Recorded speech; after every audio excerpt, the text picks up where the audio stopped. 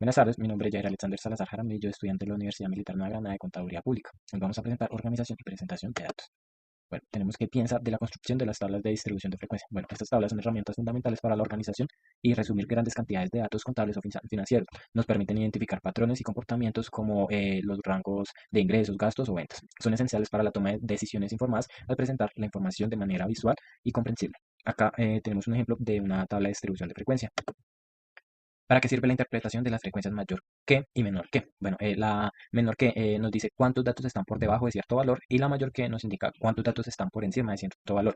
Entonces, estas son útiles para analizar tendencias y tomar decisiones financieras. Acá en el ejemplo podemos observar en este punto que 33 estudiantes miden menos de 1,47 centímetros y 47 estudiantes miden más de 1,47 centímetros.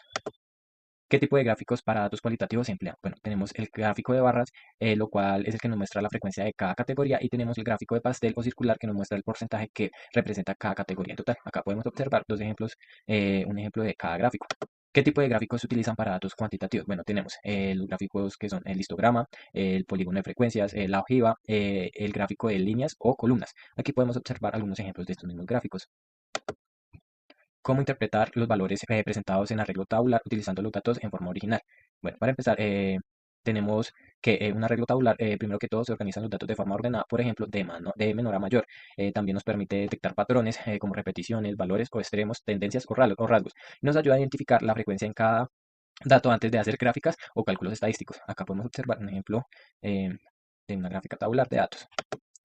¿Por qué es importante clasificar los datos cualitativos antes de presentarlos en una tabla o gráfico? Es importante porque primero nos ayuda a organizar la información, o sea, nos permite agrupar datos similares en categorías claras, nos facilita la visualización de estos mismos datos, nos evita también una confusión al tener las categorías definidas, y esto también nos mejora en la toma de decisiones. Acá podemos observar un ejemplo donde se recolectan 50 respuestas sin agrupar, y acá en la gráfica ya agrupados y totalmente ordenados, más fácil.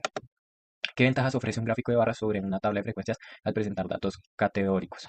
Bueno, primero, las ventajas son la visualización más rápido, tenemos una claridad mejor, también nos facilita la interpretación, y también se nos hace más fácil para las comparaciones. Acá podemos observar un ejemplo de una gráfica de una tabla de frecuencias y un gráfico de barras. ¿Qué factores debería considerar para decidir si usa una tabla, un gráfico de barras o un gráfico circular para presentar datos cualitativos? Bueno, primero tenemos la cantidad de categorías. En una tabla es ideal para muchas categorías o cuando no hay un patrón claro. Un gráfico de barras es perfecto para comparar frecuencias de unas pocas categorías, y un gráfico circular es útil para mostrar un porcentaje de un total de pocas categorías. El propósito de la presentación, que en la tabla sería para unos detalles más específicos en cada categoría. El gráfico de barras cuando se desea comparar visualmente la magnitud de las categorías, y el gráfico circular para mostrar cómo cada categoría contribuye al total. Tenemos también la audiencia. En la tabla sería para audiencias que necesiten precisión y detalles, y los gráficos de barras o circular para audiencias que prefieran una visualización más rápida y mejor. ¿Cómo puedes garantizar que los datos cualitativos recolectados sean presentados y útiles para la toma de decisiones contables? Bueno, primero porque debemos de tener una definición clara de las categorías, un uso de la muestra adecuada, una consistencia de la recolección de los datos, y una verificación de la calidad de los datos, y realizar un análisis adecuado. Acá tenemos un ejemplo en la recolección de datos de la preferencia de pago de 50 clientes. Si queremos saber si la mayoría de los clientes prefieren pagar con tarjeta, debemos asegurarnos que primero definir las categorías como la tarjeta, el efectivo, la transferencia, utilizar una muestra que represente a todos los tipos de los clientes de la empresa, y recoger los datos a través de un método, sea ya bien una entrevista o unas encuestas.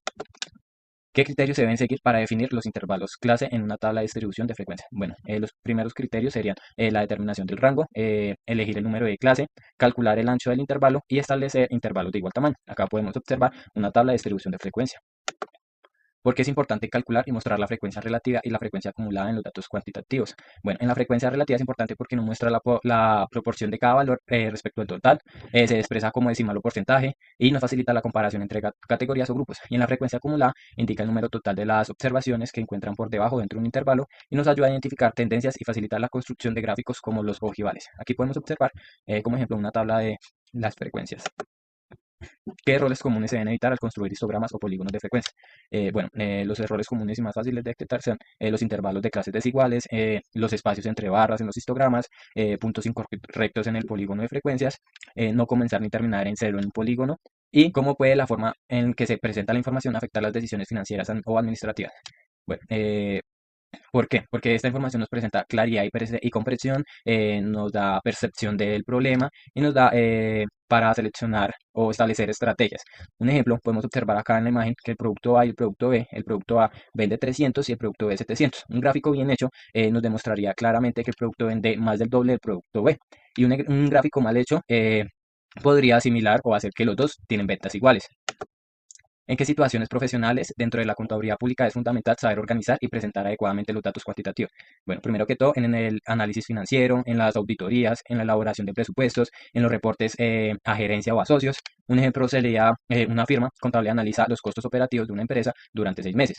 Al organizar los datos en una tabla y usar un gráfico bien adecuado de líneas, detectamos un aumento en los gastos de la logística. Esto nos da como solución, o gracias a esto, la gerencia decide negociar nuevas tarifas con los proveedores.